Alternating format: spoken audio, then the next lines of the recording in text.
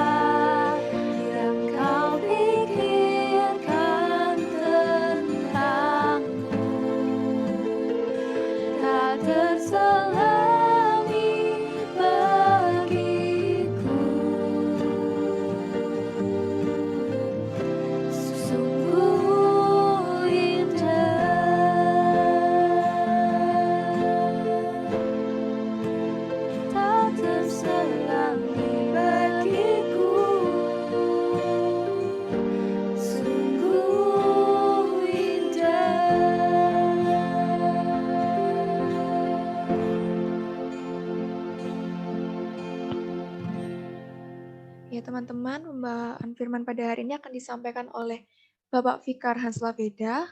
Untuk itu, waktu selanjutnya saya serahkan kepada Bapak Fikar Hanslaveda sebagai pembawa firman. Ya, oke. Selamat sore semuanya, teman-teman PMK semua yang ada di tempat ini, semua dari ya tempat masing-masing maksudnya ya, di dalam Zoom kita. Saya mau memperkenalkan diri dulu, saya adalah Hans Laveda dan saya adalah penginjil atau bisa dikatakan vikaris. Vikaris itu sama dengan penginjil dari Gereja Reform Injili Indonesia Bandung. Jadi saudara sekalian, saya melayani di Bandung bersama dengan pendeta Jimmy Pardede juga. Dan kita akan sama-sama merenungkan kebenaran firman Tuhan hari ini yang diberikan judul Christ and His Glorious Body. Tentu saja ini adalah satu tema yang mungkin beberapa dari saudara sekalian, beberapa dari teman-teman kita semua baru pertama kali mendengar atau sudah pernah mendengar tetapi kurang familiar dengan tema ini. Bahwa Kristus dengan tubuh kemuliaannya. Maka itu saudara-saudara sekalian, kita sebelum memulai, kita akan sama-sama melihat terlebih dahulu dari Alkitab kita.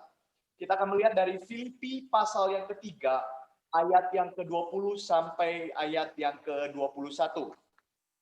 Saudara yang punya Alkitab, mari sama-sama kita melihat dari Filipi pasal yang ketiga, ayat yang ke-20 sampai ke-21. Saya akan membacakan ayat ini untuk kita sekalian. Karena kekeluargaan kita adalah di dalam sorga, dan dari situ juga kita menantikan Tuhan Yesus Kristus sebagai Juru Selamat, yang akan mengubah tubuh kita yang hina ini, sehingga serupa dengan tubuhnya yang mulia, menurut kuasanya, yang dapat menaklukkan segala sesuatu pada dirinya. Jadi saya akan bacakan lagi, karena keluargaan kita adalah di dalam surga, dan dari situ juga kita menantikan Tuhan Yesus Kristus sebagai Juru Selamat yang akan mengubah hidup kita yang hina ini, sehingga serupa dengan tubuhnya yang mulia, menurut kuasanya yang dapat menaklukkan segala sesuatu pada dirinya. Teman-teman sekalian, mari sama-sama kita berdoa.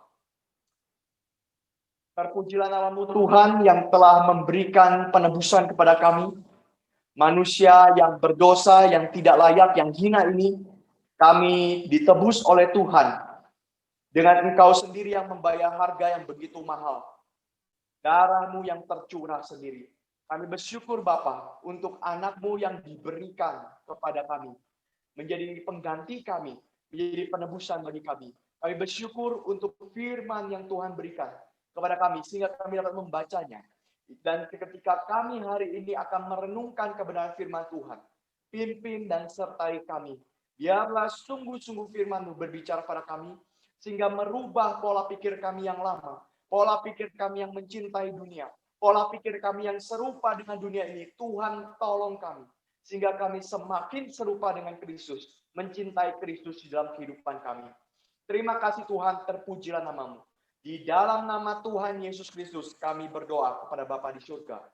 Amin. Teman-teman sekalian, kita tahu di zaman kita saat ini teknologi sudah begitu canggih ya. Begitu canggih, begitu maju teknologi sekarang, bahkan kita bisa berkumpul. Saya melihat ada 300 lebih orang di link Zoom ini yang sedang berkumpul bersama-sama. Dan kita melihat bahwa teknologi ini begitu cepat. Saudara ada di tempat dimanapun saudara berada, bahkan saya ada di Bandung, mungkin saudara ada di kota lain, dan kita bisa dikumpulkan dengan teknologi yang begitu memudahkan kita. Dan saudara sekalian, ini tentu menjadi satu hal yang mewarnai kehidupan kita sebagai orang zaman sekarang. Orang yang hidup di tahun 2020 sangat terbuai dengan kemewahan dan kemajuan teknologi. Begitu banyak saudara sekalian. Kalau kita lihat HP misalkan ya, saudara baru beli HP tahun ini, tahun depan sudah muncul HP generasi berikutnya. Bahkan bisa kurang dari setahun sudah muncul generasi berikutnya lagi yang lebih canggih, lebih canggih. Dulu saya ingat sekali, waktu saya pertama kali punya HP, waktu itu kalau tidak salah, kameranya hanya bisa 200 megapiksel atau berapa, hanya sebesar itu saja. Tidak sampai 200, maaf. Lebih kecil dari itu, tidak sampai 1 megapiksel bahkan. Saya lupa ukurannya berapa waktu itu. Tetapi sekarang kita bisa mencapai bahkan bisa 128 dan seterusnya. Kamera terus meningkat, terus semakin lama semakin canggih. Dan saudara sekalian, ketika kita melihat kecepatan teknologi itu mewarnai seluruh kehidupan kita. Dulu kalau kita punya komputer, waktu kita masih punya Windows XP, mungkin saudara ada yang mengalami punya Windows XP atau ada yang sudah tidak. Kita nyalakan Windows, nyalakan komputer waktu itu perlu waktu beberapa menit.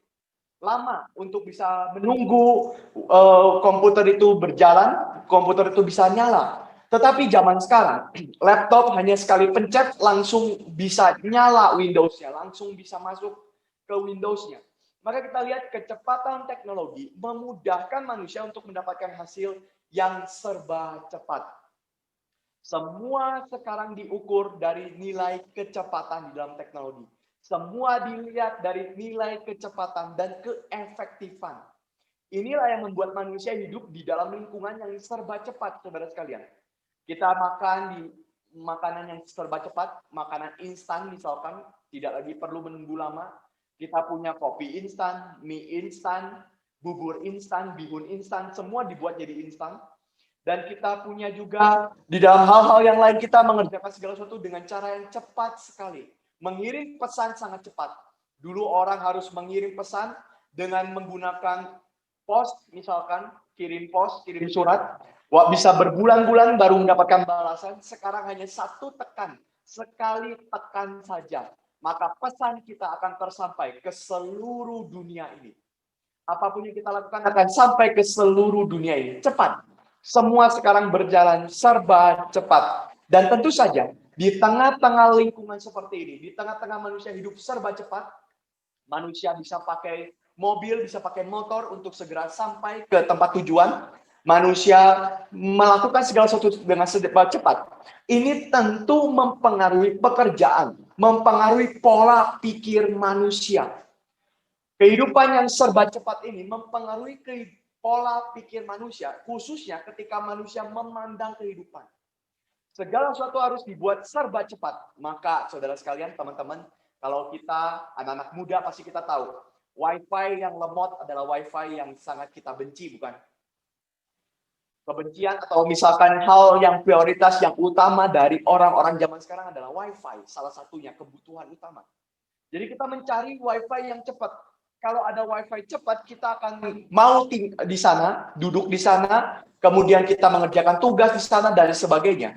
Tetapi kalau Wi-Fi-nya lambat, kita akan pergi cari tempat yang lain. Nah, ini cara kita untuk memandang dunia ini. Orang zaman sekarang melihat segala sesuatu harus serba cepat. Melihat segala sesuatu harus serba efektif. Dan saudara sekalian, tanpa sadar, hal ini mempengaruhi penilaian kita akan kehidupan. Kita akhirnya menilai segala sesuatu berdasarkan kecepatan, berdasarkan keefektifan dari suatu hal. Maka tidak heran ketika waktu zaman pemilu, ya, pemilu mungkin periode sebelumnya, kita mendengar satu istilah yang terkenal di Indonesia ini, lebih cepat, lebih baik. Ya, saudara.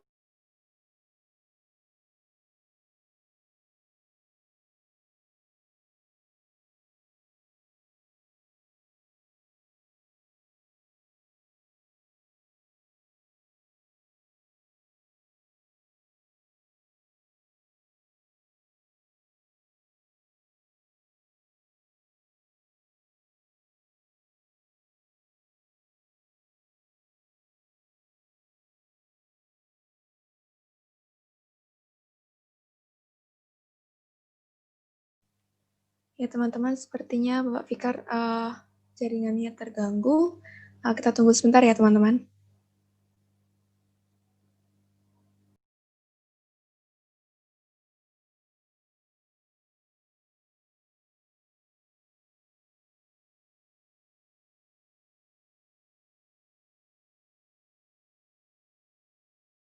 Oke, apakah saya sudah terhubung lagi? Sudah Pak. Ya, oke, sorry ya, ini internetnya. Ya. Oke, kita lanjutannya. Ya, kita akan lanjutkan. Maka saudara sekalian, tadi saya katakan bahwa manusia menilai segala sesuatu dengan serba cepat, dengan kecepatan. Semua dinilai dengan kecepatan, dengan keefektifan. Dan juga hal ini mempengaruhi pandangan manusia melihat sesamanya. Hal ini mempengaruhi pandangan manusia untuk melihat teman-temannya, melihat manusia yang lain. Ini membuat manusia menilai sesamanya dengan pandangan seperti ini. Manusia yang bisa bekerja seefektif mungkin, secepat mungkin, bisa mengerjakan segala sesuatu secepat mungkin, sebanyak mungkin. Ya, kita melihat segala sesuatu dari produktivitas, maka saudara sekalian, orang itu akan dikatakan semakin hebat. Jadi siapa orang yang hebat? Siapa orang yang kita hormati saat ini? Siapa orang yang menjadi kita memberikan pujian kepada orang itu? Adalah orang yang bisa mengerjakan segala sesuatu dengan serba cepat, serba efektif, serba produktif, ya saudara sekalian. Dan ini merasuk di dalam kehidupan manusia bahkan sejak kita kecil. Saudara, waktu kita SD, mungkin kita pernah ingat, kita diajarkan untuk didikte, ya, ada pendidikan untuk dikte, ya. Waktu itu tidak tahu zaman saudara seperti apa. Zaman saya waktu SD itu masih ada dikte, dan dikte itu guru akan membacakan soal dengan secepat mungkin dan sejelas mungkin, dan murid harus bisa menangkap soal itu, menuliskan soal itu secepat mungkin juga. Jadi kalau murid tidak bisa melakukan hal itu, maka teman-temannya akan mulai menghina orang itu. Oh, kamu mah lemot sih, kamu mah tulalit. Ya, tulalit tidak tahu bahasa dari mana ya. Tulalit mungkin karena zaman dulu pakai HP, masih HP jadul gitu ya. Yang kalau tidak bisa connect, bunyinya tulalit gitu. Jadi orang bilang, kamu mah tulalit, kamu lemot, kamu tidak ngerti, kamu kurang cepat menangkap. Kita ketika kuliah, ketika kita memandang atau kita melihat dosen mengajar kita, maka orang yang pintar itu dikatakan sebagai apa? Orang yang punya daya tangkap yang cepat. Betul kan? Orang yang punya daya tangkap yang lama, dia harus merenungkan siang dan malam terus apa yang dipikirkan, baru mengerti dosennya bilang apa, itu dikatakan orang ini payah, orang ini lemot. Dan ini yang kita lakukan, saudara. Dari sejak kecil kita sekolah, kemudian kita melakukan segala aktivitas kita harus melakukan hal ini. Bahkan waktu zaman dulu pun saya sempat mengalami yang namanya akselerasi, kelas akselerasi. 6 tahun dipercepat menjadi 4 tahun. 3 tahun dipercepat menjadi 2 tahun. Semuanya dibuat cepat. Manusia seperti barang, seperti teknologi, harus cepat melakukan segala sesuatu. Baru ini adalah orang-orang yang hebat. Manusia seperti bisa dipush, seperti menjadi mesin ya. Mesin bekerja harus cepat, manusia pun bekerja harus cepat. Dan karena itu, saudara sekalian, kita mengejar yang namanya kecepatan dan keefektifan, bahkan kepada sesama kita. Bahkan kepada manusia. Semakin cepat, semakin efektif manusia bekerja, maka manusia akan mendapatkan pujian. Mendapatkan pujian. Contohnya saudara sekalian, kembali kita melihat ada orang-orang yang bisa multitasking, ya, bisa mengerjakan segala sesuatu dengan cepat, dengan efektif semua, maka dia akan dikatakan orang yang hebat. Dia seperti yang lebih tinggi stratanya daripada orang lain. Dia lebih pintar, dia lebih diagungkan daripada orang yang lain, lebih dipuji daripada orang yang lain. Dan kita melihat hal ini juga misalkan di dalam sosial media kita lihat bahwa orang-orang itu mencari segala sesuatu yang hebat, mencari segala sesuatu yang bisa dipuji dari apa? Dari salah satunya dari hal ini, keefektifan, kecepatan di dalam membuat video. Maka orang sekarang kan kalau mau jadi YouTuber itu dia mesti bikin konten secepat mungkin supaya bisa nge-boom di sosial media gitu ya, nge-boom di YouTube, jadi orang tuh bisa dapat followers, bisa nonton dan sebagainya saudara sekalian. Maka kita mengejar yang namanya like, kita mengejar yang namanya subscriber di sosial media. Karena apa? Karena like dan subscriber yang banyak itu berarti apa? Berarti kita hebat. Berarti kita akan mendapatkan pujian. Orang-orang dipuji karena hal itu sekarang, zaman sekarang. Senang sekali mendapatkan like dan subscriber yang banyak. Maka saudara sekalian, dari sini kita lihat apa?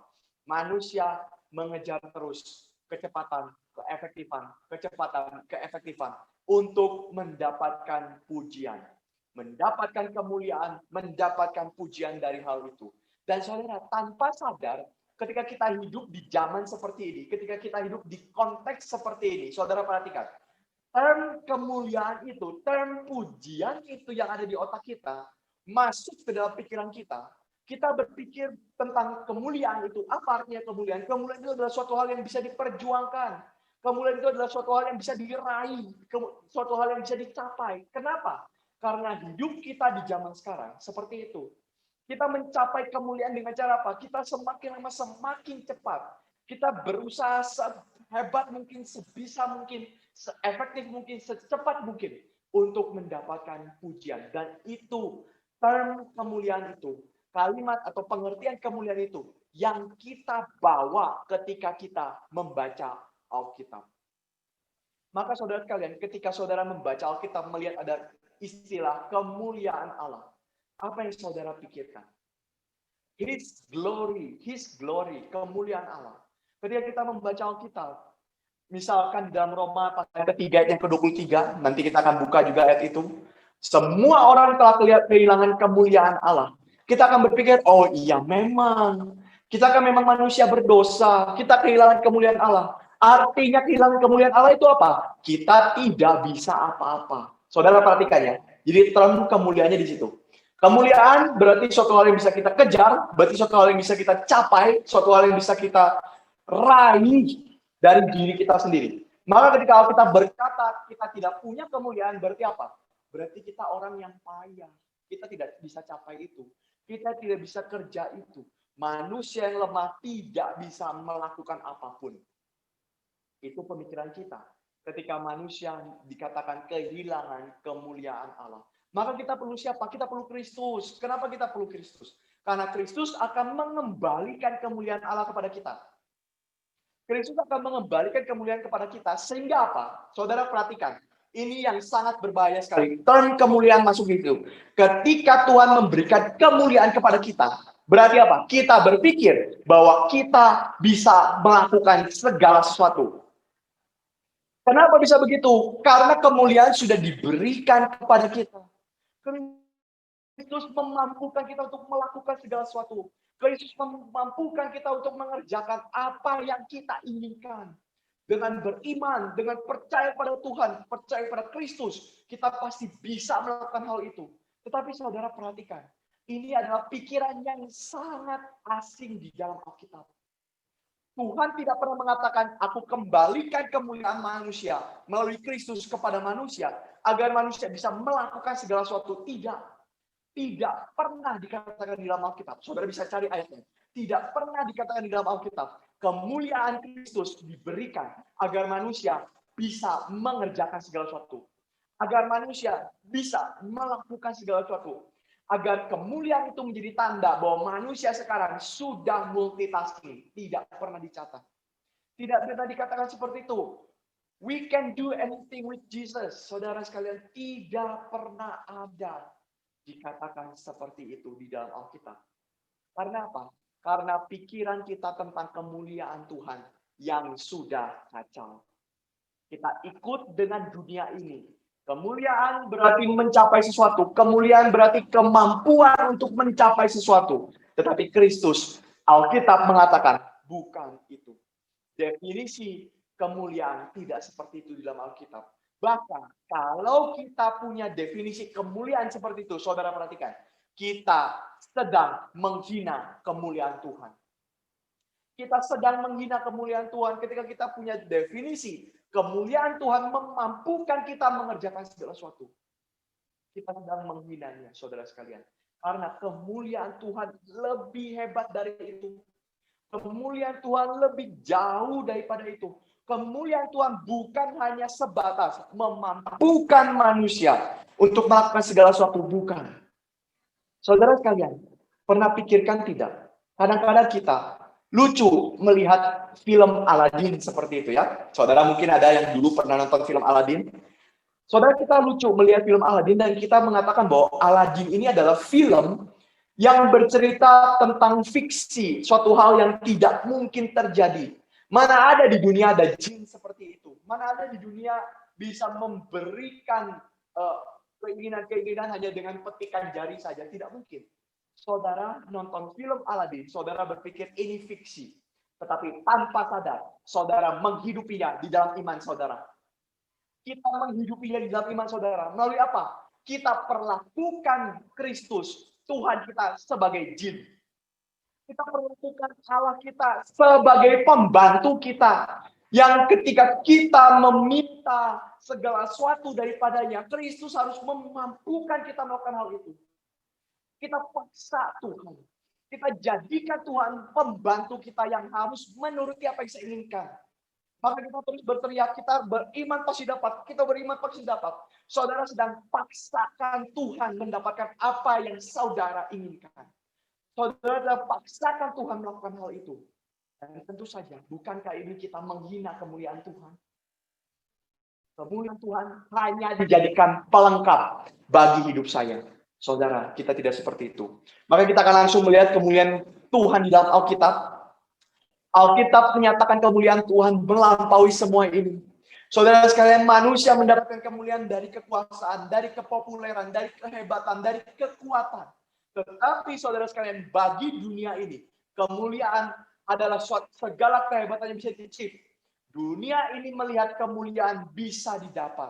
Tetapi Alkitab melihat kemuliaan lebih besar dari hal itu. Maka saudara sekalian, di dalam Alkitab, kemuliaan Tuhan bukan mengacu kepada apapun yang bisa diraih oleh dikerjakan manusia. Sekali lagi, kemuliaan Tuhan bukan mengacu pada apapun yang bisa diraih atau dikerjakan oleh manusia. Tetapi saudara sekalian, kemuliaan Tuhan versi Alkitab mengacu kepada kemuliaan yang hanya dimiliki oleh Allah saja. Ini kemuliaan tidak ada lagi tempat lain. Manusia tidak punya kemuliaan ini. Ini hanya milik Allah saja. Kemuliaan ini hanya milik Allah saja. Dialah sang pemilik kemuliaan satu-satunya. Maka saudara sekalian, satu-satunya Allah saja yang layak kita puji. Kenapa? Karena dia satu-satunya yang memiliki kemuliaan ini. Segala kemuliaan berasal darinya. Dan segala kemuliaan menuju kepada Allah. Saudara sekalian, ada seorang pengkhotbah yang sangat terkenal, John Piper, mengatakan, kemuliaan adalah suatu hal yang tidak mudah untuk dijelaskan. Karena kemuliaan berkait dengan keindahan dan kesempurnaan Allah yang tidak selalu bisa kita lihat. Saudara sekalian, kemuliaan Tuhan tidak tentu bisa kita lihat. Karena kemuliaan Tuhan melampaui apa yang kita bisa rasakan. Kemuliaan Tuhan melampaui kita sebagai manusia. Maka saudara sekalian, meskipun Tuhan memiliki segala kemuliaan itu, saudara sekalian, kemuliaan itu yang begitu luar biasa besar, mungkin kita sulit untuk melihat kemuliaan itu, tetapi kemuliaan Tuhan adalah suatu hal yang menyimpan keagungan yang begitu besar, keagungan yang tidak terdapat pada apapun selain daripada Allah sendiri. Saudara sekalian, ini yang dikatakan oleh John Piper. Meskipun saudara sekalian, Tuhan ini adalah Tuhan yang mulia. Segala sesuatu berasal dari Tuhan. Kemuliaan hanya milik Tuhan saja. Tetapi saudara sekalian, Tuhan tidak membiarkan kemuliaan itu dimiliki oleh dirinya sendiri. Tetapi dia men-sharingkannya kepada ciptaan. Tuhan men-sharingkan kemuliaannya kepada ciptaan. Kenapa dia harus sharingkan? Tuhan bisa mulia pada dirinya sendiri. Tuhan tidak perlu bergantung pada apapun untuk kemuliaannya. Dia mulia pada dirinya. Berbeda dengan kita. Kita mendapatkan pujian karena apa? Karena kita bisa kerjakan sesuatu. Maka manusia bergantung kepada apa yang dia kerjakan. Baru mendapatkan kemuliaan. Tetapi Allah tidak. Allah tidak seperti itu. Allah bisa mulia apapun yang terjadi pada dirinya. Dia tetap mulia. Tetapi dia ingin men-sharingkannya. Kenapa saudara sekalian? Karena dia ingin seluruh makhluk, seluruh ciptaan Tuhan menikmati kemuliaan Tuhan. Menikmati kemuliaannya. Dan inilah yang dikatakan oleh John Piper. God's ultimate goal, tujuan utama daripada Allah adalah untuk mempertahankan dan juga untuk menunjukkan kemuliaannya kepada seluruh ciptaan. Dia ingin ciptaan melihat, mengenal kemuliaan Tuhan. Dan saudara sekalian, itulah hal yang dituju oleh Tuhan. Kemuliaan dipancarkan kepada seluruh ciptaan Tuhan.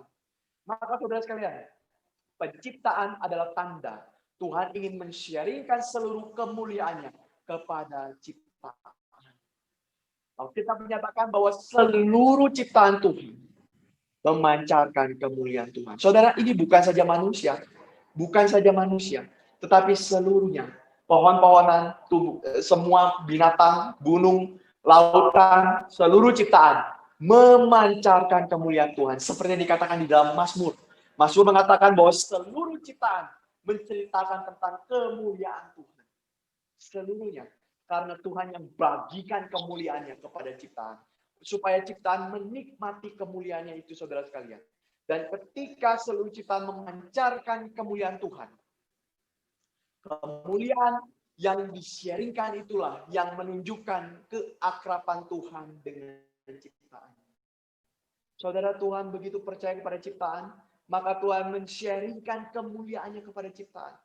Tuhan begitu dekat dengan ciptaannya, maka Tuhan men-sharingkan kemuliaannya kepada ciptaan. Kedekatan relasi dari Allah yang berdaulat dan mengasihi seluruh ciptaan, sehingga ia menginginkan seluruh ciptaan berbagian di dalam kemuliaan. Kenapa saudara sekalian? Jawabannya hanya satu. Seluruh ciptaan Tuhan inginkan agar hidup puas di dalam kemuliaan Tuhan. Kita didesain untuk kemuliaan Tuhan. Kita didesain untuk menikmati kemuliaan Tuhan. Dan itu yang didapatkan oleh manusia di Taman Eden. Manusia sebagai puncak dari ciptaan, saudara sekalian. Manusia sebagai puncak ciptaan ini. Seharusnya manusialah yang paling bisa merasakan. Seharusnya manusialah yang paling bisa menikmati kelimpahan hidup di dalam Tuhan. Karena dia menikmatinya di dalam kemuliaan Tuhan. Saudara, kemuliaan Tuhan itu membuat manusia menikmati hidup. Karena Tuhan begitu indah, begitu besar, begitu agung. Manusia bersyukur menikmati kehidupan dari kemuliaan Tuhan itu. Dan saudara sekalian, di sini kita melihat Allah dan manusia memiliki kehidupan yang harmonis. Karena apa? Allah ingin manusia tinggal di dalam dia. Dan dia pun di dalam manusia. Manusia tinggal dalam kemuliaan Tuhan. Dan kemuliaan Tuhan itu membuat manusia mencintai Tuhan. Maka saudara sekalian, di dalam kisah penciptaan kita melihat Allah dan manusia punya relasi yang begitu luar biasa. Indah. Saudara sekalian, di dalam katekismus Westminster, katekismus singkat Westminster dikatakan bahwa apa tujuan hidup manusia? Tujuan hidup manusia adalah memuliakan dan menikmati Tuhan. Saudara, nggak ada lagi tujuan hidup kita. Manusia diciptakan Tuhan untuk menikmati Dia, untuk menikmati kemuliaan Dia. Maka kita melihat di sini akrabnya relasi antara manusia dengan Allah. Dan tentu saja kelimpahan ini, saudara sekalian, menimbulkan rasa cinta manusia untuk menyenangkan hati Tuhan. Saudara bayangkan saja, saudara, betapa ketika saudara sekarang tinggal misalkan hidup bersama keluarga, bersama orang tua saudara yang begitu mengasihi saudara, keluarga yang begitu menyediakan yang saudara perlukan, maka betapa saudara tidak mencintai orang tua saudara. Begitu pula perasaan manusia kepada Allah. Betapa manusia tidak mencintai Allah ketika manusia memberikan segala kemuliaannya. Kemuliaan Allah membuat manusia puas di dalam kehidupan ini. Saudara sekalian, zaman sekarang banyak sekali orang mencari kepuasan tidak di dalam Tuhan. Saudara puas karena apa? Karena wifi yang kencang, saudara puas. Karena di kampus nilai saudara bagus. Karena di kampus saudara mempelajari pelajaran yang saudara inginkan. Karena saudara bisa jauh dari keluarga, mungkin ada yang puas ketika jauh dari keluarga. Atau karena saudara sekarang punya pacar, saudara puas itu. Apa kepuasan saudara? Manusia didesain untuk puas di dalam kemuliaan Tuhan. Menikmati kemuliaan Tuhan. Yang menimbulkan rasa cinta kepada Tuhan. Karena itu saudara sekalian, ketika manusia mencintai Tuhan, manusia akan mengerjakan apa yang Tuhan inginkan di dalam hidupnya. Jika manusia tidak tahu apapun tentang diri Tuhan, manusia tidak tahu apapun tentang Allah, bagaimana mungkin manusia bisa mencintai Allah? Bagaimana mungkin manusia bisa melakukan yang Allah inginkan? Saudara coba bayangkan, saudara punya dosen di kampus saudara, kemudian dosen itu tidak pernah mengajar, tidak pernah berkata-kata, tidak pernah kasih tahu apapun saja selama kelas. Dosen itu hanya diam, dan dosen itu hanya memberikan buku kepada saudara, baca bukunya, tidak perlu berkata-kata. Di akhir, saudara tiba-tiba mendapat nilai gagal. Maka saudara bertanya kan, apa sih maunya dosen ini? Kok dia nggak ngomong apapun? Kok dia nggak kasih tahu apapun? Kenapa tiba-tiba saya dapat F? Begitu pula dengan manusia. Saudara, kalau manusia tidak kenal Tuhan, manusia tidak akan tahu apa yang diinginkan Tuhan. Maka Tuhan memberikan perintah kepada manusia. Saudara perhatikan, perintah bukan untuk mengikat manusia, bukan untuk mencengkram manusia, supaya manusia diam, tidak bisa kemana-mana, menyulitkan manusia, tidak.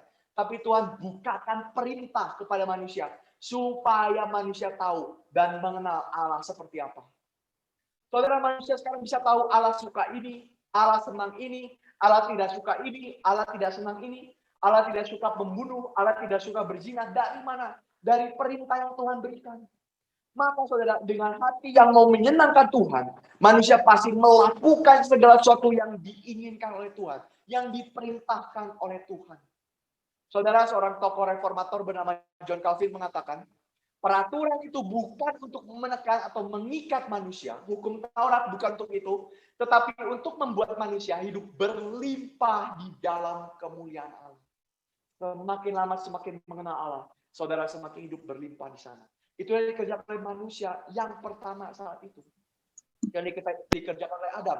Memuliakan Allah. Karena mengerjakan segala sesuatu yang diberikan Allah. Tepat untuk menyenangkan hati dia. Jadi saudara sekalian, kita melihat Allah, manusia hidup di dalam kemuliaan Allah, berlimpah di dalam kemuliaan Allah, tidak bisa lepas dari kebenaran Allah. Saudara bisa bayangkan, bisa pikirkan hal ini. Saya ajak kita semua untuk konsentrasi. Kemuliaan Allah menuntun kepada kebenaran Allah. Karena tanpa kebenaran Allah, manusia tidak bisa mengenal Allah, dan manusia tidak mungkin hidup berlimpah menyenangkan Allah di dalam relasi Allah. Manusia tidak kenal Allah, tetapi kebenaran Allah membuat manusia kenal Allah seperti apa. Dan saudara sekalian, itulah yang disebut dengan human righteousness. Saudara, saya mau kutip seorang bernama John Frame. Dia mengatakan manusia pertama kali punya human righteousness, punya kebenaran ini saudara sekalian, dalam beberapa hal. Di dalam beberapa hal, manusia ini punya kebenaran manusia. Human righteousness. Pertama, manusia, kenapa punya human righteousness di Taman Eden? Karena manusia mentaati seluruh perintah dan peraturan yang Allah berikan. Jadi saudara sekalian, aspek pertama adalah manusia punya human righteousness karena manusia mengerjakan standarnya Tuhan. Tuhan kasih standar ini untuk manusia mengenal Tuhan. Dan manusia bisa kerjakan standar itu. Maka saudara sekalian, manusia punya kebenaran. Manusia dikatakan sebagai benar karena dia taat kepada Tuhan. Tetapi saudara sekalian, bukan hanya itu. Bukan saja melakukan standarnya Tuhan, Saudara sekalian, karena standar Tuhan tidak bisa dikerjakan dengan terlihat dari luar saja. Saudara, maksudnya seperti ini. Jangan kira kita pikir kalau kita beribadah kepada Tuhan saja, Tuhan sudah senang. Enggak. Ini kalimat kontroversi. Saudara harus pikirkan apa yang saya katakan dengan baik-baik, bukan dengan sepihak. Jangan kita pikir kita beribadah kepada Tuhan saja, Tuhan sudah senang. Karena di dalam Alkitab, berkali-kali Tuhan mengatakan, aku tidak perlu persembahan korban bakaranmu kepada Israel. Lalu apa saudara sekalian yang Tuhan inginkan? Saudara perhatikan. Tuhan apa? Manusia mencintai Tuhan. Karena itu yang harus kita lakukan. Saudara, maka kita sebagai umat Tuhan, kita mengerjakan segala sesuatu bukan demi itu terlaksana. Kadang-kadang kita suka pikirkan, kita kerjakan tugas ya asal jadi ajalah. Yang penting jadi, yang penting dosen melihat kita kerjakan, terserah hasilnya mau gimana, yang penting jadi aja. Enggak, saudara, kita tidak bisa seperti itu sama Tuhan. Tidak bisa kita hidup yang penting jadi di hadapan Tuhan. Karena intinya ketika kita melakukan segala sesuatu yang Tuhan perintahkan adalah mencintai Tuhan. Maka saudara sekalian, standar yang Tuhan berikan itu dikerjakan kepada manusia itu bisa dikerjakan dengan tepat jika manusia memiliki aspek kedua, yaitu apa? Dimotivasi oleh cinta kepada Tuhan. Dan ini yang gagal dilakukan oleh bangsa Israel. Bangsa Israel mengerjakan Taurat, ya, dia bisa kerjakan 600 lebih poin di dalam Taurat. Tetapi dia tidak mencintai Tuhan. Maka Tuhan katakan, engkau gagal kerjakan Taurat. Engkau gagal kerjakan Taurat.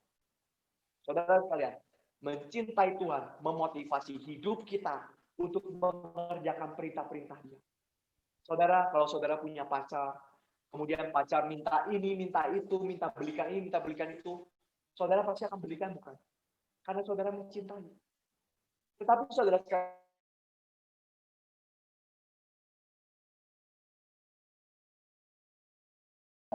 sana kerjakan sendiri. Tidak.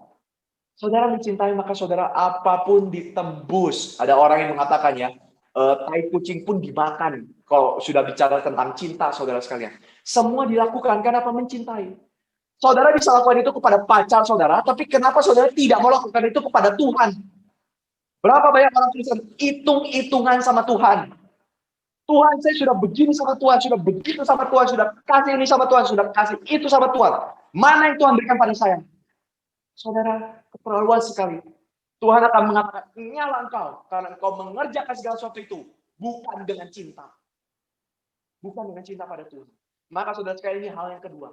Segala sesuatu itu harus menunjukkan cinta kita kepada Tuhan. Dan tentu saja saudara sekalian, hal yang ketiga saudara sekalian, yang paling penting adalah seluruhnya dikerjakan untuk kemuliaan Tuhan. Kalau saudara mencintai Tuhan, saudara mengerjakan segala sesuatu pasti ingin menyenangkan Tuhan. Maka kemuliaan diberikan kepada Tuhan, bukan kepada diri. Karena saudara bukan mau menyenangkan diri, saudara sedang mau menyenangkan Tuhan. Maka saudara berfokus kepada kemuliaan Tuhan ini. Saudara sekalian, maka di sini kita lihat.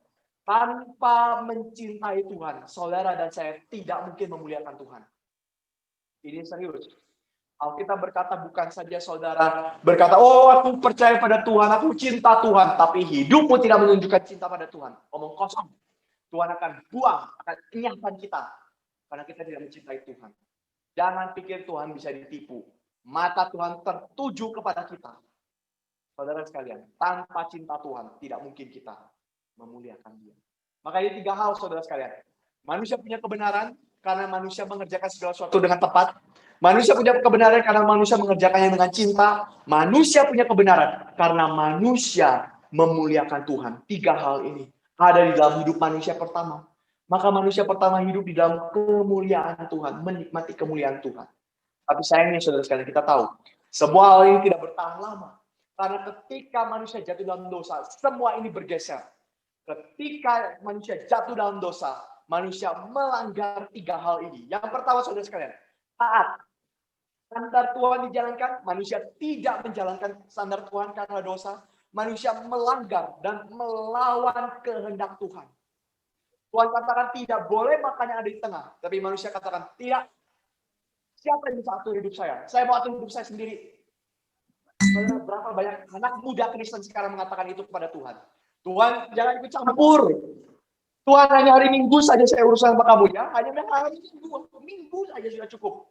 Tidak perlu saya ikut campur. Sisanya apa? Saya mau urus hidup saya sendiri.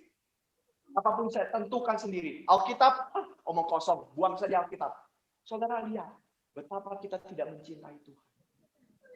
Saudara perhatikan hal ini. Ini yang terjadi. Manusia melanggar. Manusia tidak mau taat. Manusia mengatakan, yang urus hidup saya bukan saya sendiri. Bukan Tuhan, tapi saya sendiri yang pegang hidup saya. Itu dosa.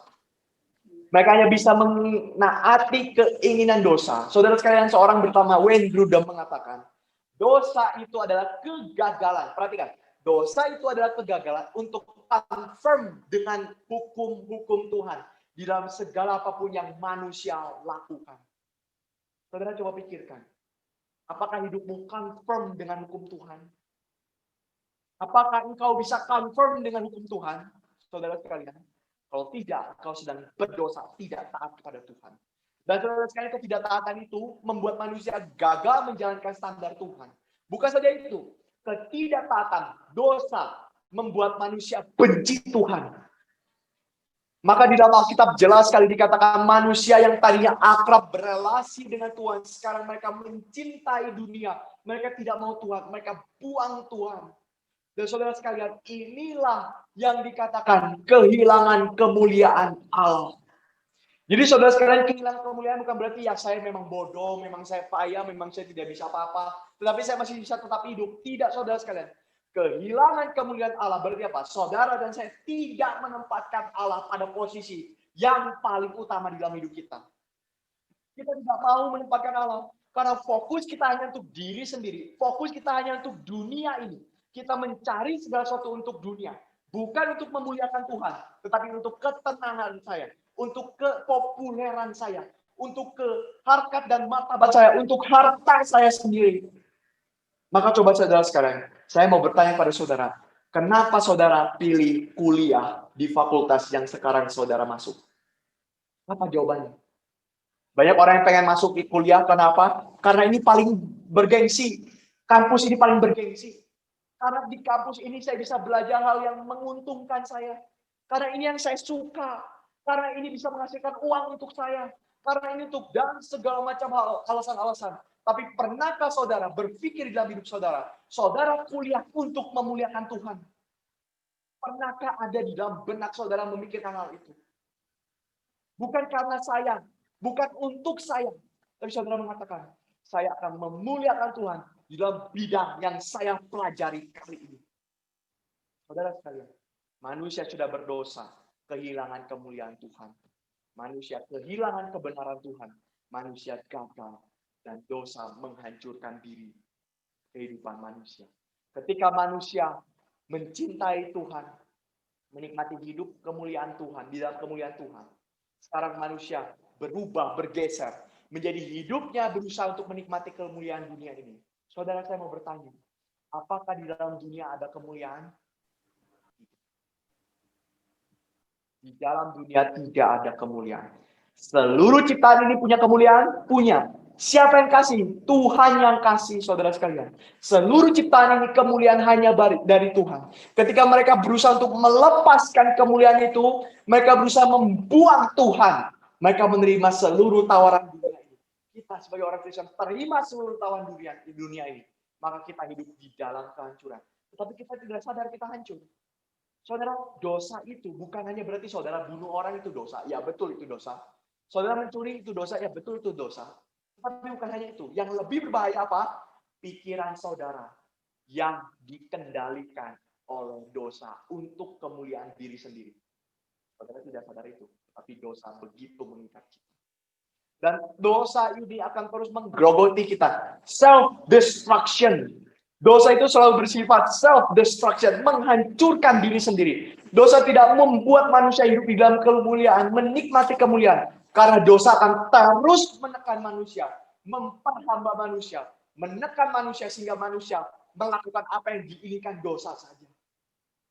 Saudara, berapa banyak orang yang kecanduan pornografi, sampai nangis darah pun tidak bisa berhenti. Terus jatuh, dan terus jatuh. Kenapa? Martin Luther mengatakan, Siapa yang mengendarai hidupmu? Apakah Tuhan?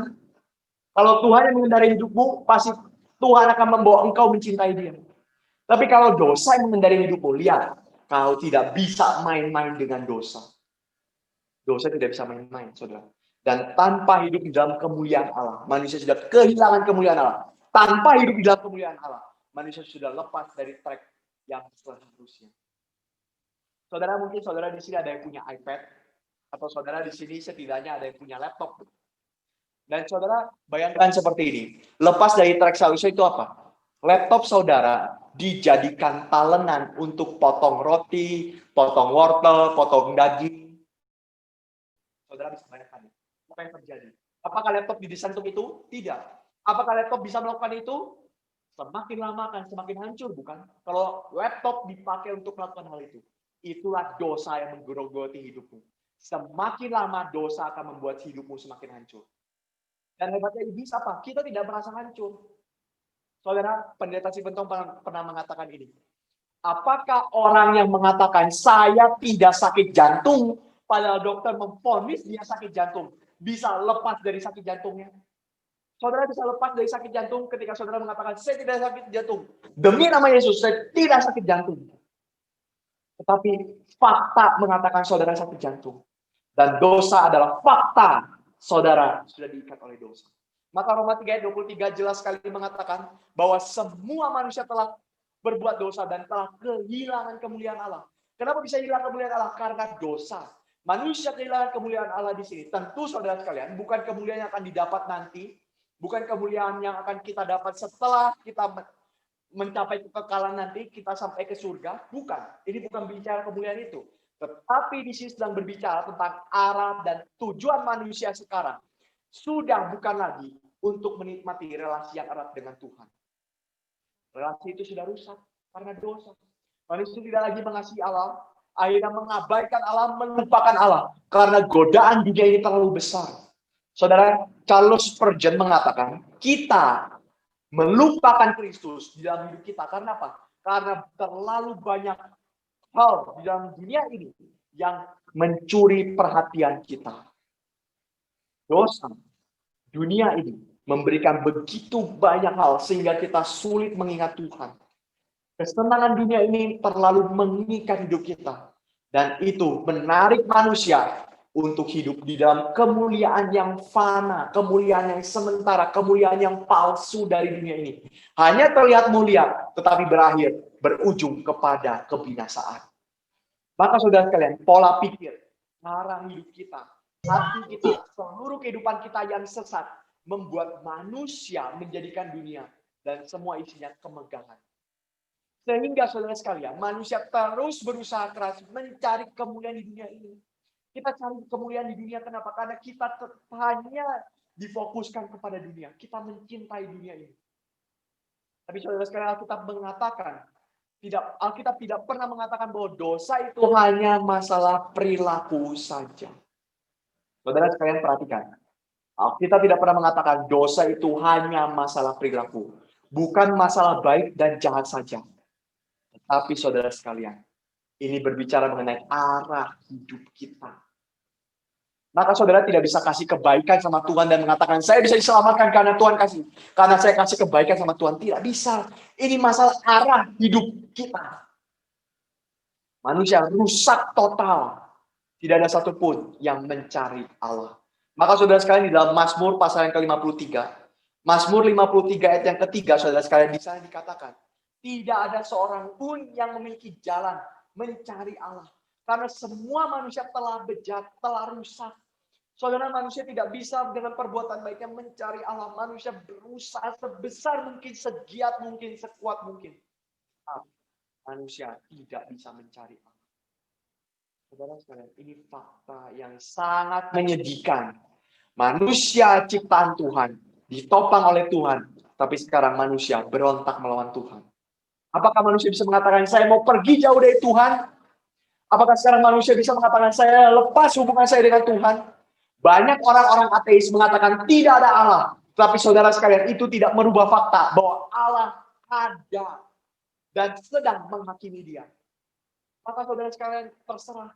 Saudara mau mencintai Tuhan atau tidak, saudara mau percaya pada Tuhan atau tidak, terserah. Tapi faktanya Tuhanlah yang pegang hidupmu dan engkau sedang berada di tangan para penghakiman Tuhan. Kita berada di tangan Tuhan. Ketika kita melanggar, Tuhan akan hancurkan, akan musnahkan kita. Maka saudara sekalian, ini yang kita lihat. Perspektif kita harus benar. Dosa merusak hidup kita. Relasi manusia dan Allah sudah rusak. Bumi ini yang Tuhan berikan kemuliaan. Bumi ini yang Tuhan harapkan bisa memberikan kemuliaan. Bumi ini yang Tuhan harapkan bisa hidup di dalam menikmati kemuliaan Tuhan. Sekarang sudah hancur, sudah rusak. Tapi Tuhan tidak tinggal diam. Karena ini adalah miliknya Tuhan. Maka Tuhan tidak membiarkan. Saudara perhatikan. Tuhan tidak membiarkan manusia berdosa. Terus berdosa di dalam bumi ciptaannya Tuhan. Karena bumi ini didesain untuk kemuliaan Tuhan. Maka Tuhan akan membuat segala sesuatunya, memulihkan segala sesuatunya demi kemuliaan Dia. Bumi akan dipulihkan demi kemuliaan Dia. Jika tidak, saudara sekalian, jika tidak, bumi akan dipulihkan untuk kemuliaan Tuhan. Dan saudara yang menolak untuk dipulihkan, pilihannya adalah saudara akan dibuang Tuhan. Saudara akan dibuang Tuhan. Kekudusan Tuhan, kesucian Tuhan, kemuliaan Tuhan, kebenaran Tuhan membuat manusia tidak tahan berdiri di hadapan Tuhan. Apakah ketika dunia berdosa berarti Tuhan tidak ada di sini? Tuhan tetap ada di dunia ini. Dan ketika Tuhan hadir di dunia ini, kemuliaan Tuhan sekarang yang tadinya membuat manusia hidup berlimpah, sekarang kemuliaan Tuhan menghancurkan manusia. Maka saudara sekalian, bagaimana hidup manusia? Dosa menghancurkan manusia. Ketika dosa menghancurkan manusia, saudara, bukan hanya dosa, murka Tuhan pun akan menghancurkan manusia. Manusia dapat 2 kali malapetaka. Sudah jatuh ketimpa tangga. Inilah manusia. Maka manusia harus ditebus. Manusia harus diselamatkan. Itu sebab saudara sekalian, kehilangan kemuliaan Tuhan bukan saja membuat kita bodoh, dan setelah itu kita bisa lanjutkan hidup kita seperti biasa. Tidak. Hidupmu tidak akan baik-baik saja jika engkau kehilangan kemuliaan Tuhan. Saudara, camkan kalimat ini. Hidupmu tidak akan baik-baik saja ketika engkau kehilangan kemuliaan Allah. Karena apa? Karena bukan engkau yang menghindar dari kemuliaan Allah. Bukan kemuliaan Allah tidak ada dalam hidupmu. Kemuliaan Allah tetap ada dalam hidupmu. Tapi karena engkau berdosa, engkau melawan Tuhan, kemuliaan itu akan menghancurkan hidupmu. Kemuliaan itu akan menghanguskan hidupmu. Saudara sekalian, ini berbicara tentang hal yang sangat penting di dalam hidup kita. Ini bukan bicara tentang surga, tentang neraka. Oh, kita akan dihancurkan oleh Tuhan, kita akan dimurkai oleh Tuhan. Oh, berarti di neraka. Tidak, saudara. Ini bicara now, sekarang, zaman sekarang. Hidupmu akan rusak tanpa kemuliaan Tuhan. Manusia tidak mungkin melakukan hal itu. Saudara, maka Paulus mengatakan, di dalam ayat-ayat ini saudara nanti bisa baca. Paulus mengatakan bahwa mereka mencintai tawaran dunia yang adalah aib, bukan kemuliaan sesungguhnya. Mereka mencintai kemuliaan dunia. Tetapi Paulus mengatakan salah, itu bukan kemuliaan, tetapi itu adalah aib. Saudara sekalian, aib. Maka di sini kita bisa melihat bagaimana Paulus sungguh mengkontraskan antara aib dan kemuliaan Tuhan. Berarti apa saudara sekalian? Jauh sekali. Saudara pikir dunia ini memiliki kemuliaan? Saudara terbuai dengan hiruk pikuk dunia ini, terbuai dengan segala macam hal di dunia ini. Tetapi saudara sekalian, Alkitab mengatakan itu jauh dari kemuliaan Tuhan. Jauh sekali. Ini menunjukkan saudara sekalian bahwa manusia tidak bisa melihat lagi mana yang benar. Tidak bisa melihat lagi mana yang melimpah. Tidak bisa melihat lagi mana yang indah. Manusia pilih kemuliaan yang fana. Demi apa saudara sekalian? Demi mencintai dunia ini. Tetapi manusia meninggalkan kemuliaan Tuhan yang sejati. Saudara, di TV dulu, tidak tahu sekarang masih ada atau tidak, dulu ada acara yang suka Super Deal ya, kalau tidak salah judulnya itu Super Deal. Mungkin saudara tahu. Dan saudara di acara Super Deal itu dikasih 2 tirai. Tirai-tirai ini sama-sama ditutup dua-duanya.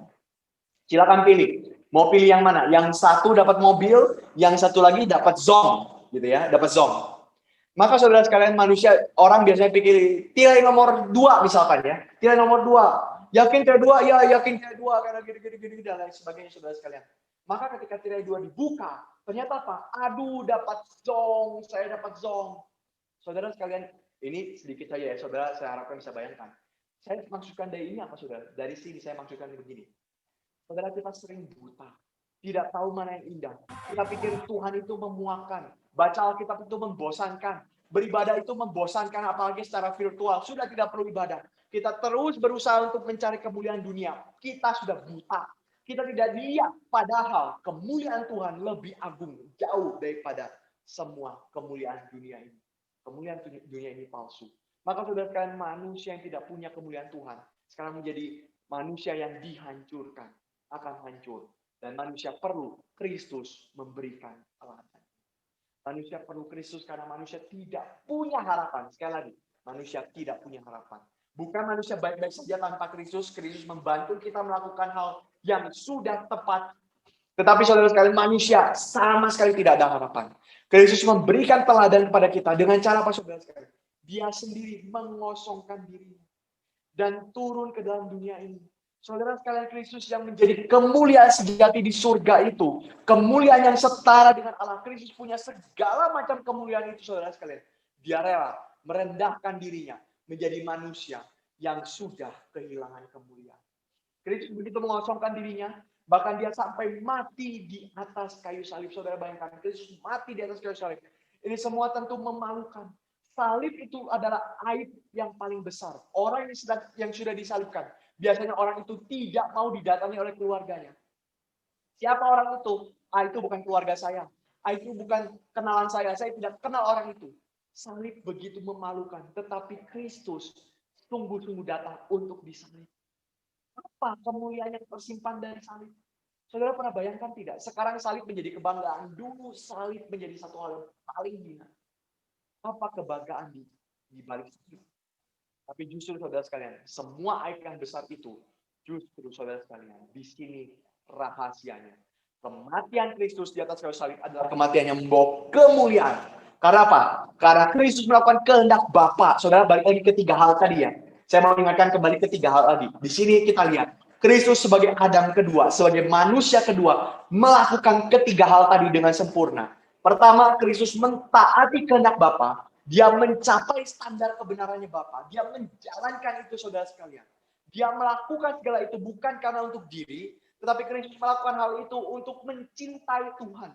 Mencintai Tuhan dan mencintai sesama. Dan Kristus melakukan itu untuk kemuliaan Tuhan. Maka saudara sekalian, di sini kita bisa lihat bahwa Kristus membawa manusia yang rusak kembali ke track yang benar. Kristus bawa kembali. Tadinya di dalam Adam, melalui Adam, manusia rusak menghancurkan ketiga hal tadi. Tapi di dalam Kristus sekarang, manusia berhasil Kristus melakukan ketiga hal itu. Dan karena itu Kristus mendapatkan human righteousness. Kristus mendapatkan kebenaran manusia itu, saudara sekalian. Dan saudara, tentu saja Kristus merendahkan diri menjadi contoh bagi manusia. Hanya Kristus yang bisa melakukan ini. Ketaatan Kristus mati di atas kayu salib mempermuliakan Tuhan. Dan apa yang terjadi, saudara sekalian? Tidak hanya sampai situ. Kristus tidak hanya mati dan dikuburkan. Dia bangkit dan saudara perhatikan. Ketika dia bangkit, dia dapat tubuh kemuliaan. Maka saudara, ini yang diajar oleh Alkitab. Kemuliaan itu bukan karena engkau hebat. Kemuliaan itu bukan karena engkau pintar. Karena engkau bisa melakukan segala sesuatu dengan cepat. Kemuliaan itu bukan karena engkau bisa melakukan segala sesuatu dengan efektif. Sehingga orang memuji engkau, memuliakan engkau. Tidak. Tetapi kemuliaan itu, karena apa? Kemuliaan itu, karena engkau berhasil merendahkan diri. Saudara sekalian, Kristus merendahkan dirinya sampai. Ini adalah satu tema yang diajarkan oleh Alkitab.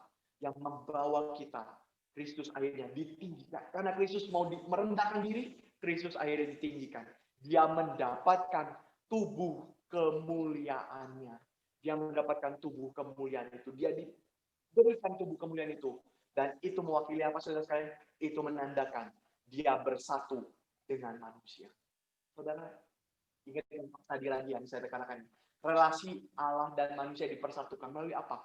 Tubuh kemuliaan Kristus. Disitulah Allah berdiam.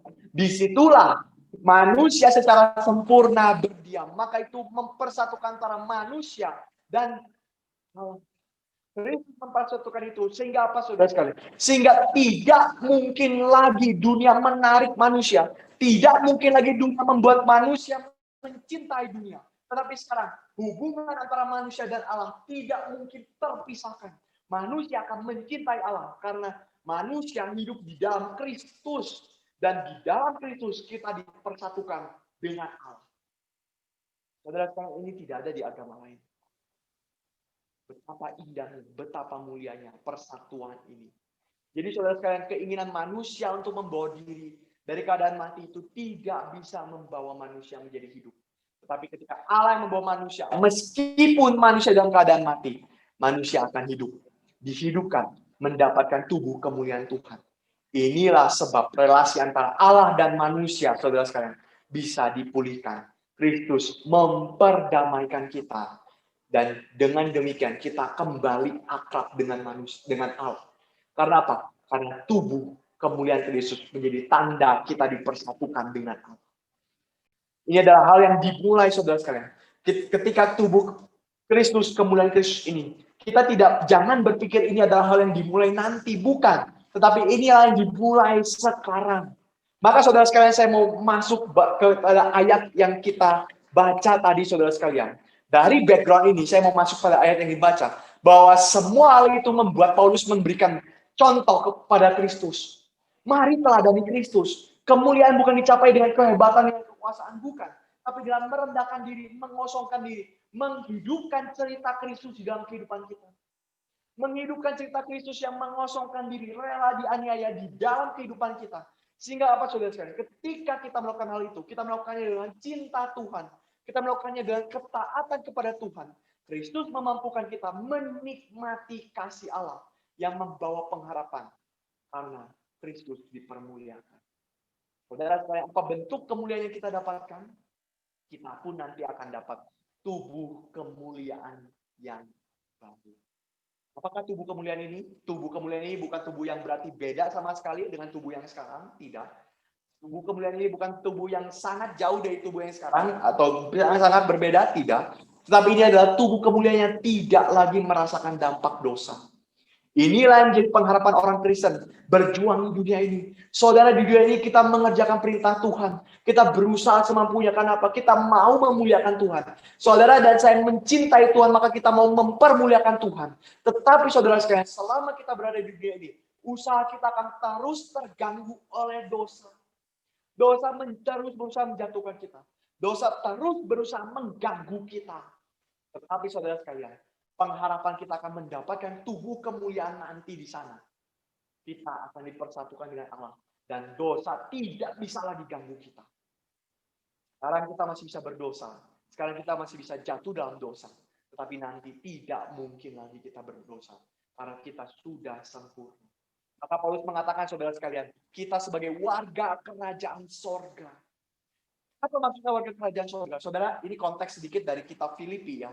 Warga di Filipi, orang-orang di Filipi waktu itu akrab dengan istilah ini. Mereka kebanyakan adalah warga negara Roma, warga kota Roma. Tetapi mereka sama sekali sebenarnya nggak pernah tinggal di Roma.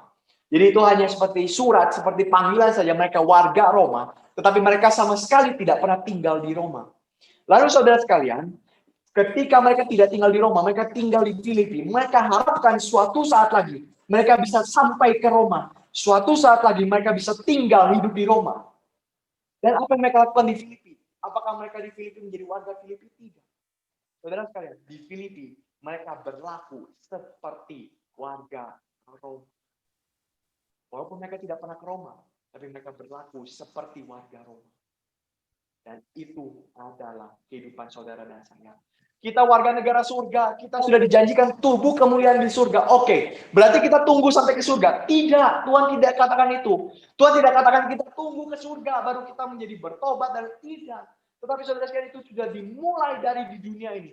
Di dunia ini saudara sekalian, kita sadar bahwa kita hidup bukan untuk dunia ini. Kita hidup bukan untuk cari kemuliaan di dunia. Tapi kita hidup untuk kemuliaan di surga. Pengharapan di surga sana, saudara. Sehingga saudara sekalian, kita tidak menaruh harapan kita pada dunia. Kita menaruh harapan kepada surga. Dan ketika kita menaruh harapan pada surga, apa yang ada di dalam hati kita? Kita mengharapkan Kristus datang kembali dengan segera. Kita mengharapkan Kristus ada dalam hidup kita. Itu bukti kita begitu mencintai Tuhan. Kita mengharapkan Kristus datang kembali. Yang akan membawa kemuliaan itu kepada semua orang. Kristus akan datang kembali. Kita harapkan kita kembali bersama-sama dengan Kristus. Dan saudara sekalian, sekali lagi, ini bukan dimulai nanti. Tapi sejak kita percaya kepada Kristus, semua mahkota kemuliaan ini sudah dipersiapkan bagi kita. Pertanyaannya, apakah kita mau hidup malas-malas? Apakah kita mau hidup untuk diri sendiri? Apakah kita mau hidup untuk kesenangan sendiri? Apakah kita mau hidup untuk kemuliaan sendiri? Saudara coba pikirkan ini dengan baik-baik. Bukan saja malam ini. Saya harap kita memikirkan hal ini baik-baik seumur hidup saudara. Kalau kita mengatakan hidupmu jika sejak muda mencintai Tuhan, seumur hidup kau akan mencintai Tuhan. Tapi sejak muda kau menghina Tuhan, meremehkan Tuhan, melecehkan Tuhan, sampai tua pun kau tidak mungkin bertobat. Tidak kita berkata, saudara sekalian. Maka saya ajak kita semua, mari kita merenungkan hidup kita. Apakah kita sungguh mencintai Tuhan? Kalau kita mencintai Tuhan, kenapa yang kita lakukan seperti kita tidak berjaga-jaga, kita tidak bersiap-siap? Kalau kita mengatakan kita harus bersiap-siap senantiasa, maksudnya apa? Karena kita cinta Tuhan dan karena Tuhan akan datang kapanpun. Apakah saudara akan membiarkan hidup saudara berantakan? Apakah saudara akan membiarkan hidup saudara seadanya? Tidak. Tamu kehormatan kita akan segera datang dan saudara akan mempersiapkan segala sesuatu. Maka ini berdampak pada apa? Kehidupan saudara. Dalam kuliah, saudara akan kuliah dengan sebaik-baiknya. Bukan supaya saudara pintar saja. Bukan supaya saudara dapat kedudukan, dapat uang. Tapi supaya saudara bisa, saudara perhatikan, bisa mempermuliakan Tuhan. Menyambut Tuhan. Sehingga ketika Tuhan datang kedua kali, saudara mengatakan, aku sudah sungguh setia.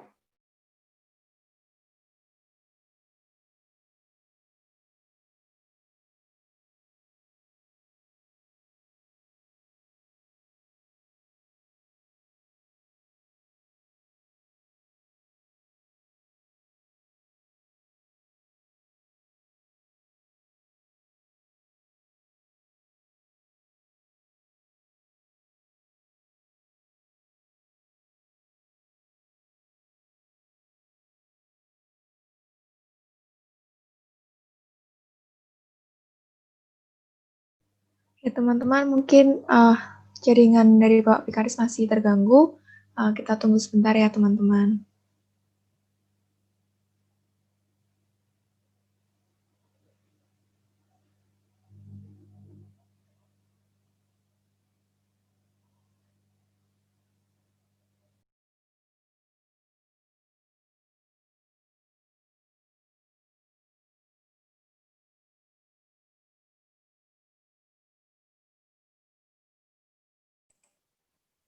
Saudara sekalian, mari kita merenungkan kembali apa yang sudah tadi disampaikan melalui kebenaran firman Tuhan. Dan saudara sekalian, mari kita sama-sama berpikir. Saya undang kita semua untuk tunduk kepala, saya undang kita semua untuk berdoa. Mari kita merenungkan apakah hidup kita sudah mempermuliakan Tuhan. Tuhan menjanjikan kita akan dipulihkan selamanya. Dan dosa tidak akan menghancurkan hidup kita. Dosa tidak akan mengganggu hidup kita kembali. Kita coba pikirkan baik-baik hal ini, saudara sekalian.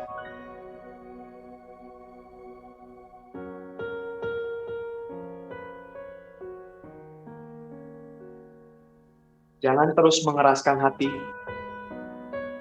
Jangan terus merasa diri benar. Paulus mengatakan, mari teladani Kristus yang merendahkan diri sehingga dia mendapatkan kemuliaan. Kita pun harus merendahkan diri kita. Saudara sekalian, ada beberapa pertanyaan yang ingin saya tanyakan kepada saudara. Jawab di dalam hati saja. Saya tidak bisa lihat saudara semua. Saya tidak tahu saudara berada di mana, saya tidak bisa lihat. Tapi saudara jawab di dalam hati saudara. Pertanyaan pertama, saudara sekalian. Selama ini, saudara mungkin sudah menjadi orang Kristen belasan tahun.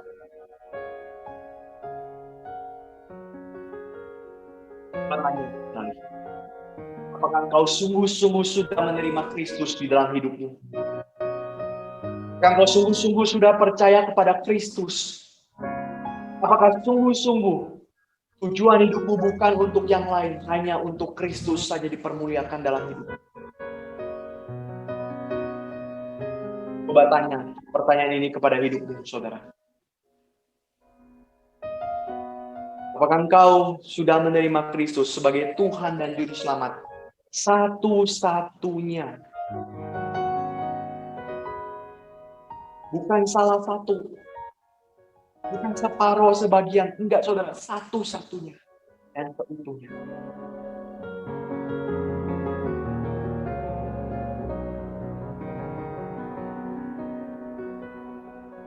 Saudara sekalian, saya akan memanggil yang kedua. Jika saudara mengatakan, ya Tuhan, saya sudah percaya pada Kristus. Ya Tuhan, saya sudah mengaku Engkau di dalam hidupku sebagai Juru Selamat. Ya Tuhan, saya sudah sungguh-sungguh percaya dan mencintai Engkau. Tapi dalam kehidupan kita, saudara tahu, Engkau sendiri yang tahu hidupmu. Betapa dosa terus berusaha menggerogoti. Saudara sekalian, pertanyaan kedua yang saya mau tanya. Apakah saudara sadar dosa begitu besar dalam kehidupan, menggerogoti, menghancurkan? Engkau berkata, berteriak-teriak kepada Tuhan, tolong saya Tuhan, pulihkan saya. Dan saya mau bertanya kepada engkau, apakah engkau mau kembali memulihkan komitmenmu kepada Tuhan? Tuhan, saya sudah berdosa. Saya sudah jahat sebagai manusia. Saya tidak serius sebagai orang Kristen. Saya tidak sungguh-sungguh mencintai Tuhan. Tuhan, ampuni saya. Saya mau kembali kepada Tuhan. Tolong mampukan saya. Saudara, siapa di antara saudara yang mau kembali kepada Tuhan? Saudara boleh renungkan di dalam hati saudara. Akui Kristus. Akui engkau mau kembali pada Tuhan di dalam hati. Saudara, saya tidak mau saudara munafik. Saya tidak mau saudara berbohong. Berkali-kali saudara ikut KKR dan setiap kali saudara ikut KKR, saudara mengatakan, saya mau dipulihkan, saya mau dipulihkan. Tuhan mengatakan, mana janjimu? Sudah berkali-kali kau mengatakan mau dipulihkan. Mana janjimu? Nah, saya mau saudara sekalian, hari ini juga, saat ini juga, komitmen di dalam hati saudara. Ini yang terakhir. Saudara mengatakan, saya mau berjanji kembali kepada Tuhan. Karena setelah ini, tidak akan membukakan Tuhan lagi. Karena saudara aku itu di dalam hati. Yang ketiga, saudara sekalian, saya mau bertanya kepada saudara. Tuhan sudah begitu mencintai engkau. Tuhan sudah begitu menyayangi engkau, menebus engkau. Dan apa responmu kepada Tuhan? Engkau berkata, mungkin saya juga mencintai Tuhan, saya juga menyayangi Tuhan.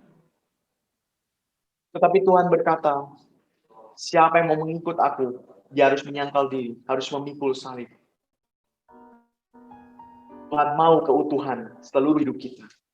Saya mau bertanya saudara sekalian, siapa di antara saudara yang mengatakan, Tuhan, pakai aku menjadi hamba-Mu. Melayani Tuhan seumur hidup. Mungkin setelah saudara kuliah di tempat ini, mungkin setelah nanti saudara lulus, tidak harus sekarang saudara keluar dari kuliah dan pergi ke sekolah teologi, tidak. Tapi saudara, saya mau saudara sekarang berkomitmen. Siapa di antara saudara yang mengatakan, Tuhan pakai hidup saya menjadi pendeta, menjadi hamba Tuhan, melayani Tuhan sepenuh waktu. Saudara sekalian yang mau demikian, mau hidupnya dipakai Tuhan melayani Tuhan, saudara bisa dalam hati saudara berkomitmen sendiri. Tuhan akan tagih janji saudara. Tuhan tidak lupa janji saudara. Pertanyaan ketiga, saudara sekalian. Iya. Apa yang terakhir yang harus kita renungkan? Saudara, mungkin di dalam pergumulan saudara ada hal-hal yang begitu berat saudara alami. Saudara kesulitan di dalam hal dosa. Mungkin saudara mengalami kecanduan. Mungkin saudara mengalami kemarahan, emosi, kebencian, atau segala macam masalah-masalah yang lain. Saudara, Alkitab mengatakan kau harus mengakui dosamu terlebih dahulu, baru engkau bisa dipulihkan oleh Tuhan. Siapa yang saudara berkata, saya punya pergumulan begitu berat. Saya mau ada orang yang mengerti saya. Saya mau ada orang yang membantu saya. Saya mau ada orang yang bisa memimpin saya, membimbing saya. Saudara, di dalam hatimu, saudara coba ingat baik-baik. Karena nanti setelah ini, saudara akan diberikan formulir. Saudara isi sendiri formulir itu dengan berjanji di hadapan Tuhan. Keempat pertanyaan yang sudah saya tanyakan tadi. Apakah saudara mau sungguh-sungguh menerima Kristus? Apakah saudara sungguh-sungguh mau berkomitmen kepada Kristus? Apakah saudara sungguh-sungguh mau melayani Kristus menjadi hamba Tuhan? Apakah saudara punya masalah khusus? Saudara bisa isi di formulir yang nanti akan diberikan oleh panitia. Jangan munafik. Dan kepala aja. Umur nikmati mulia dalam posisi yang indah bersama dengan Tuhan.